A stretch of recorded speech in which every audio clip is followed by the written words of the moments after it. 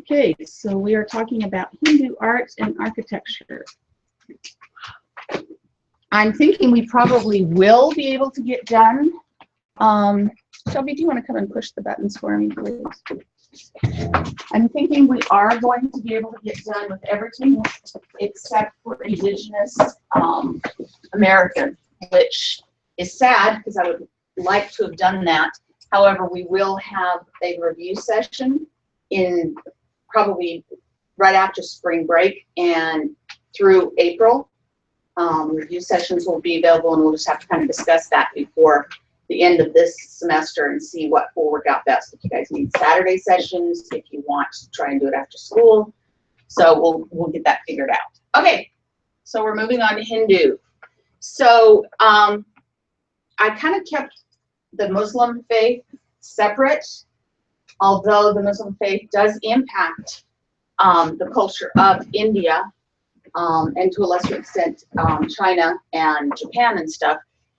Buddhism and Hinduism have a lot in common, and so even though we're kind of looking at them together for the first couple of slides, I've broken out the Hindu, and then we'll try and do the Buddhist tomorrow, and then we'll try and do some activities where you guys are doing some learning and that kind of thing. And I am hoping that we can take the test for this section that Tuesday before we run off for Thanksgiving. That will give us the rest of the time there to finish global contemporary as well as do a pretty solid review.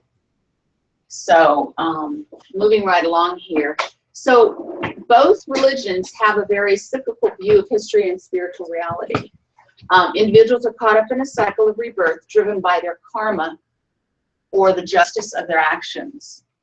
Buddhism's iconic symbol shown here is the Dharma wheel, or the wheel of karmic justice.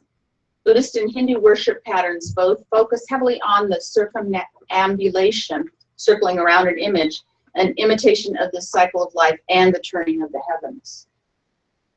So next one. Okay. Why would a culture have cyclical belief systems? Why might they do that?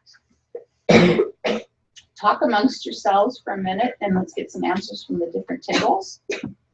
So,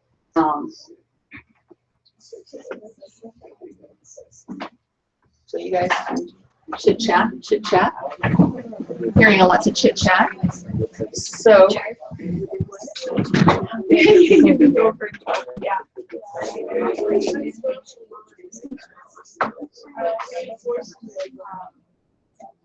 Doing that.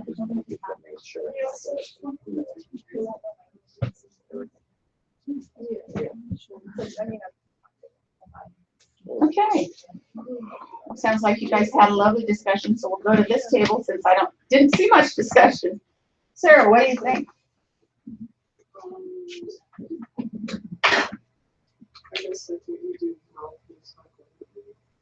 What you do comes back later. You guys have any thoughts? Because everything kind of in nature goes through like cycles, so there probably is that just their understanding of the world kind of thing and how they relate to it. Okay, what did you guys come up with here? I agree with what she said, actually. You agree with what she said? Natural cycles. Natural cycles. Anybody want to add anything from this table? Okay, back table. And also, don't they believe in reincarnation? They do believe in reincarnation. So, Yeah.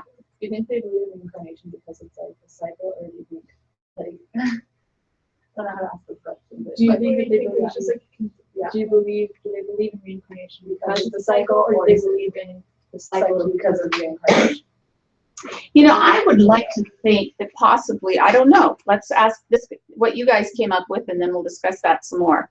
I know that Buddhism believes in reincarnation because what they do is they believe that we're all stuck inside the cycle of the world that we know. And what they do is through enlightenment and meditation, they reach a place called nirvana, which is breaking the cycle and basically not existing anymore. All right, so yeah. So that question, back to Bree's question, what do you guys think? Do you think that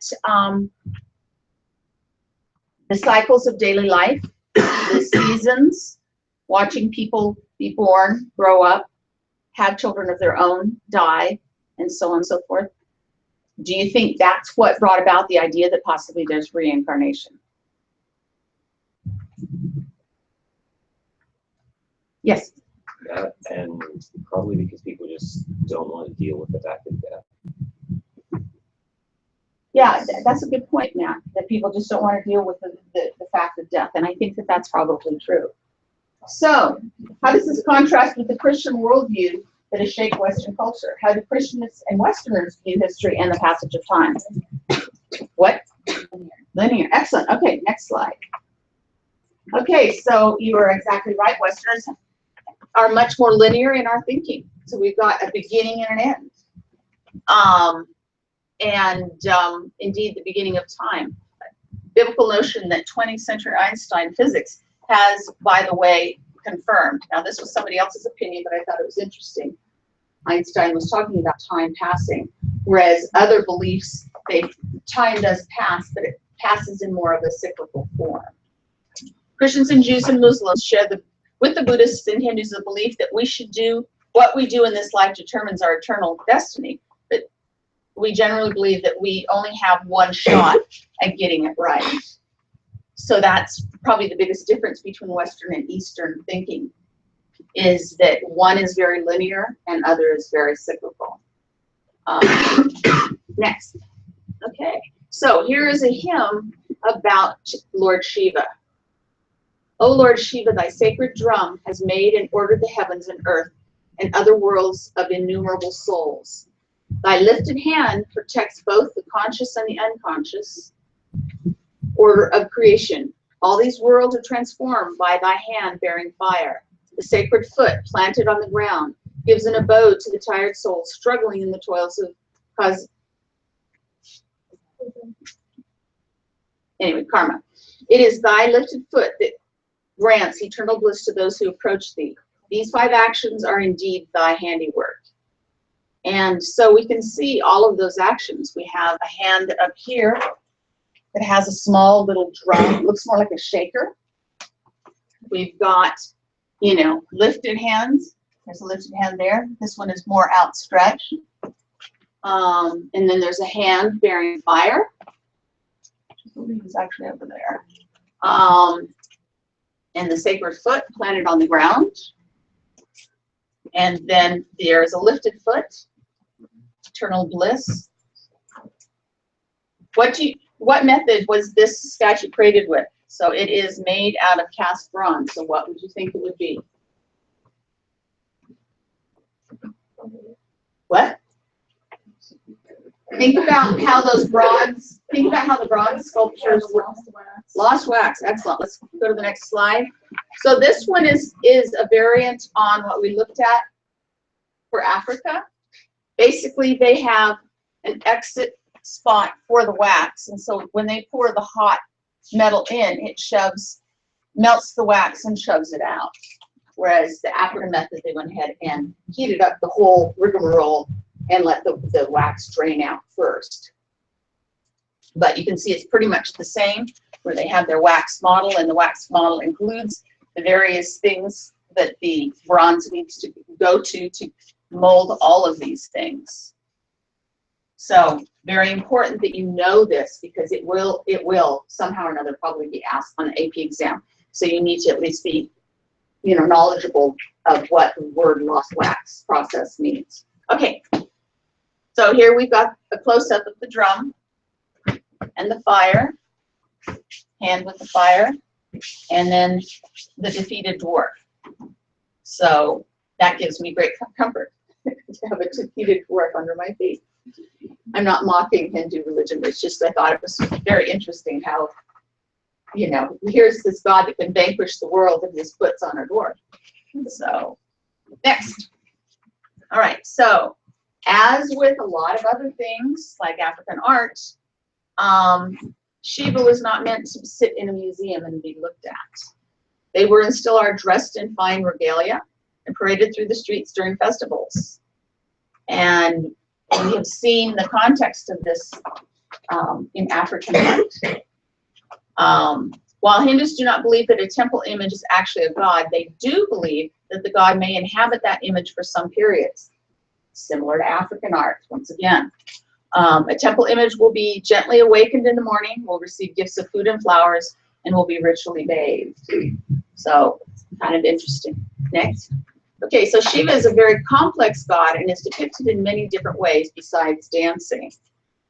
The Shiva Mahayogi, for example, is a calm, meditating, ascetic, escaping samsara, or the cycle of reincarnation, into a world stripped of desire and distraction. Shiva is also portrayed simultaneously as a man and a woman, embodying both masculine and feminine principles. So those are, you know, important things to think about. I wanted us to do a contrast and comparison of the three gods of Hindu art, or that we were mainly studying: Vishnu, Shiva, and Brahman.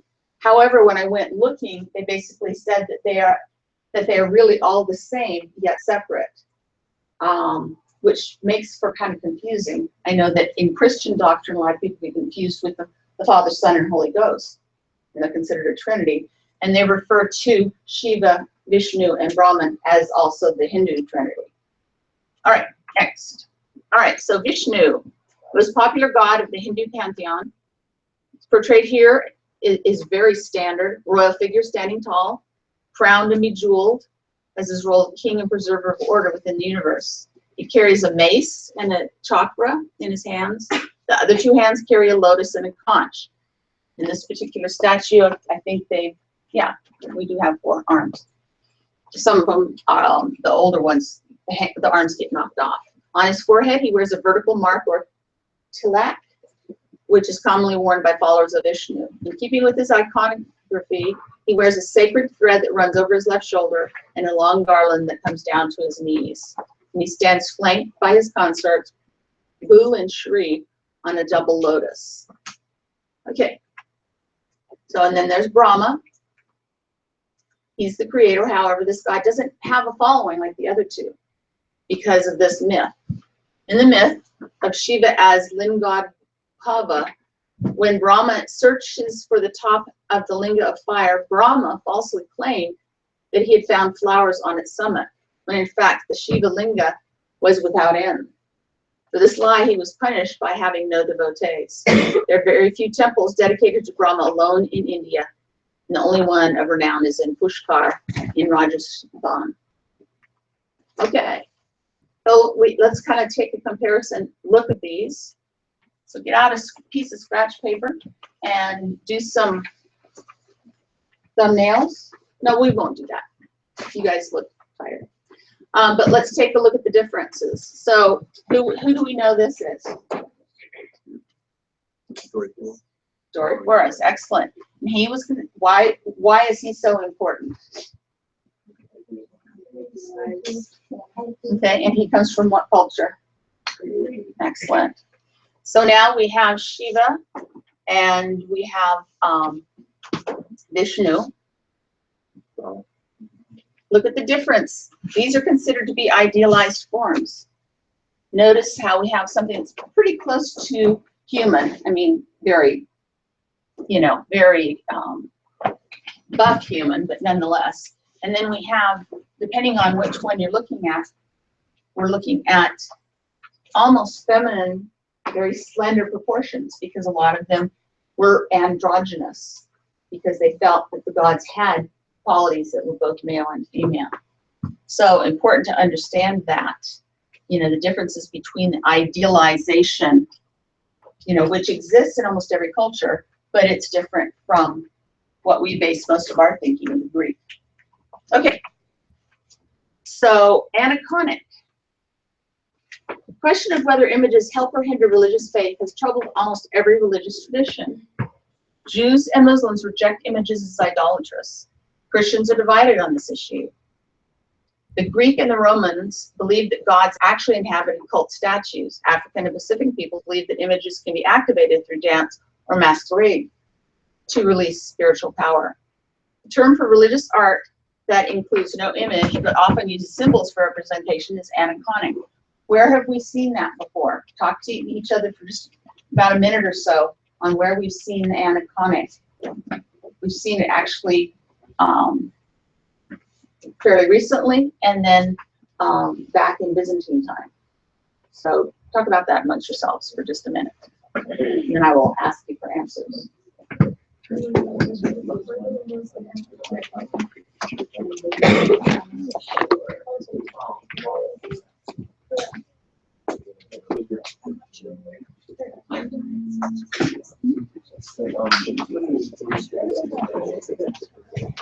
then you might as well discuss the second question. Do religious images enhance or inhibit religious worship? What do you think? Talk amongst yourselves on that.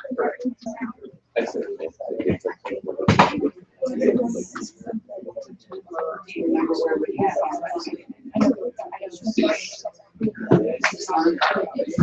but there was also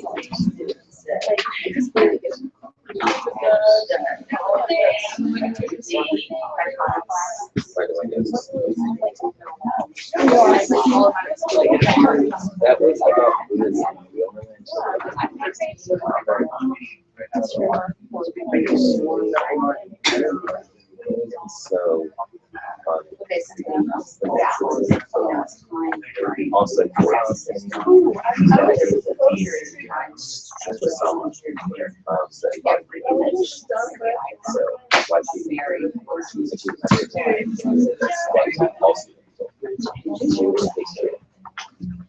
okay. And then you have the answer for your All right, Matt, what does your group think?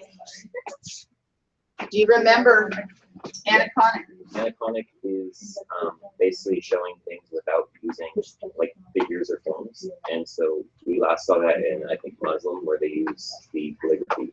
So Islamic, they used the arabesque decoration as well as the tessellations and the calligraphy. So this table, when was another time when images were destroyed? You guys remember? It was the culture that brought us the icon. There was the iconoclasts. Wasn't the Hagia Sophia one Hagia Sophia, so where they took down all the images? that was the Muslims who did that. But there was a time that the Byzantine Christians themselves went around and destroyed icons and other things like that because they felt that there was too much idolatry. So what do you think? I'm going to ask back table. Do you think religious images enhance or inhibit religious worship? Or do you even have an opinion on that? We talked about this earlier, like we were talking about the conflict common iconoclasts, and they were destroying them Mm-hmm. before.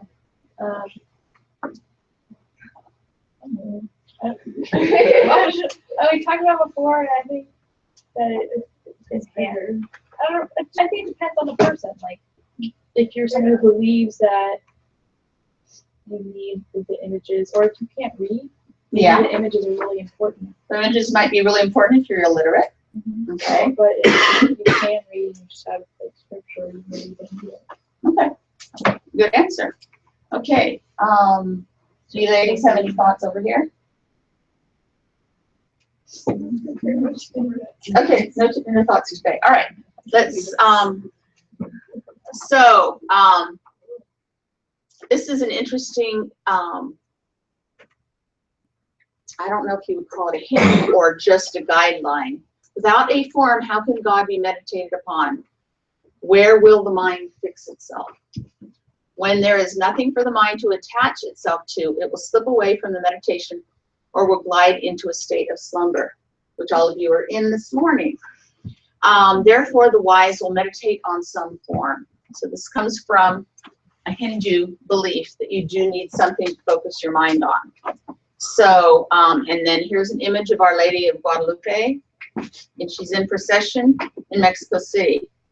And do you think that the Hindu scripture captures some of what Catholics take from this kind of celebration?